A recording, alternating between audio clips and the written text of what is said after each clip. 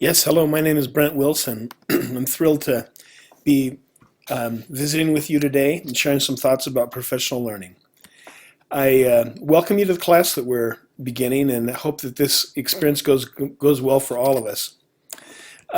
Professional learning is a term that we hear all the time, and I define it as learning that you do as a professional.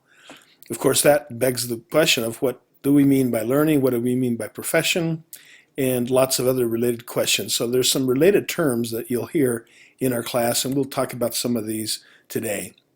I tend to think of a profession as a domain of practice that requires some specialized training and some professional judgment in the doing of the work. It's not simply a technical task of following directions.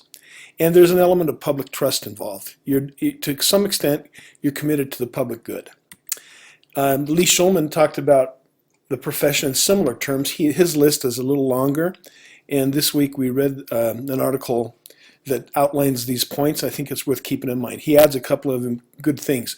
For one thing, it's a service calling that we are committed to.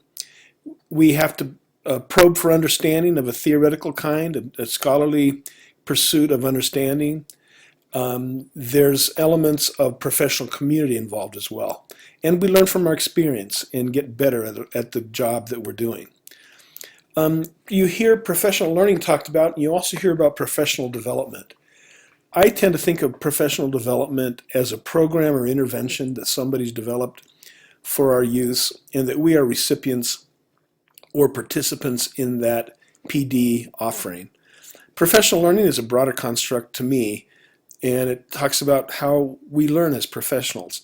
They're related, of course, and PL seems to be a little bit more in vogue these days because PD is a little bit out of fashion, having things done to us as opposed to our professional learning activities that are more under our control. In higher ed, we use a term called we call faculty development, or staff development, which also is talking about pretty much similar kinds of activities.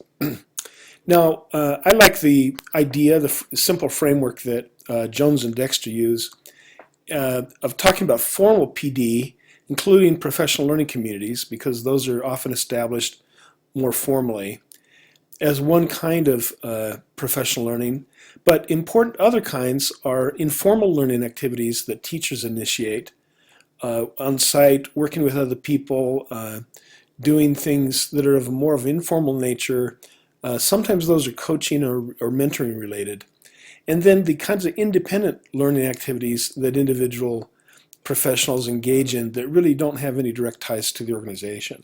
So threefold framework: formal, informal, and more independent kinds of learning. That makes sense to me.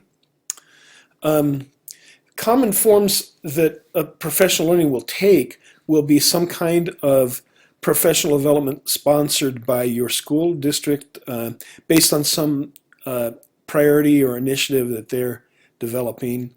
And that's a very common kind of professional learning. Very often it's introduction of some new tool or model or method in the district or the school. Another kind of common professional learning is involved when we get ready to teach a course or developing a lesson. And that there's a little bit of a research involved in doing a new course, that there's a lot of learning involved. And that initial getting ready and fine-tuning a course, there's definitely learning involved in there. And then the cyclical improvements that we do in our teaching. One of the huge characteristics of teaching and education is that it's cyclical. It's iterative in the sense that we prepare resources or prepare a certain plan, and then we do them several times. And through those repetitions, we engage in a learning process. And then sometimes we want to understand better what we're doing, and I call going deep. We pursue things at a deeper level. We look for theory, we look for understanding at a deeper conceptual level. All of these kinds of triggers or opportunities are there for our professional learning. So what are we learning? First thing is how to be good at what we're doing. If you're a teacher, how to be a good teacher. Now that often and necessarily implies how to help your clients or your students. So standing up and doing the right things is not just a one-person thing, but it's a matter of relationship with your students or your clients. We want to be able to walk into new situations where things change and to be able to succeed. So some adaptive use of our expertise, you would think that that would be part of professional learning's goals. And then we come to the points of leadership where we give support to our peers and colleagues and help not just ourselves be good, but help share that knowledge of what we've learned with others. And then on a larger scale, strengthening and supporting the profession at large, even beyond our own site. These, I think, of some goals of, what are we trying to do when we talk about professional learning. Now, a professional career involves initial preparation. You go to maybe a school of education for a degree or endorsement of some kind. There's a process of induction where you get settled into your job and become experienced and competent in your job, and that does take a little while. And then moving around to different lateral positions in the educational organization. And I would add to that keeping up with the times. And so over time, our skills need to be honed and fine-tuned and enlarged, and keeping up with changes, both external changes and the nature of our students. That requires some ongoing professional learning. And then, again, the leadership aspect, where we want to put ourselves in a position to be of help and support to others. So I think of professional learning and being a professional as a two-level thing. First of all, we learn some fundamentals. We learn some basics and fundamentals, which are no small thing. It's a huge accomplishment to get good, fundamentally good as a teacher, as an educator. And basically, if you get that level of expertise, you can stay out of trouble. You're not on anybody's radar for special need or special treatment, or you're not about to lose your job, that kind of thing. You're giving competent service to your students. But the next level is, I call it mysterious because I don't understand it very well. I think it's by nature ineffable to some extent, and that is how to go to that next level of being an outstanding educator.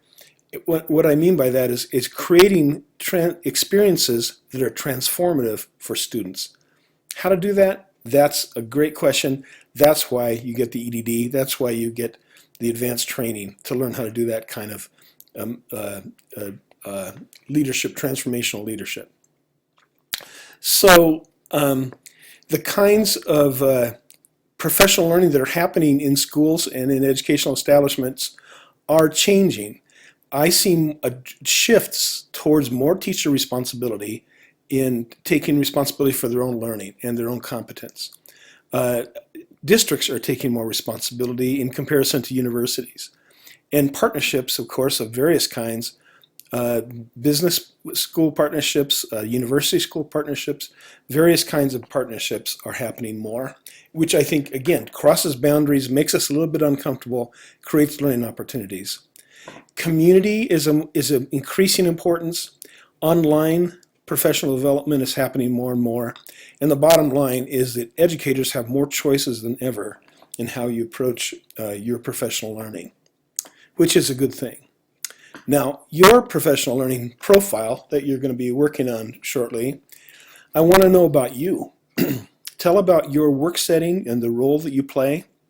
Tell about the story, how you got there, and how you got to be who you are as an educator. And talk about your goals and aspirations. And then talk about your professional support system of people.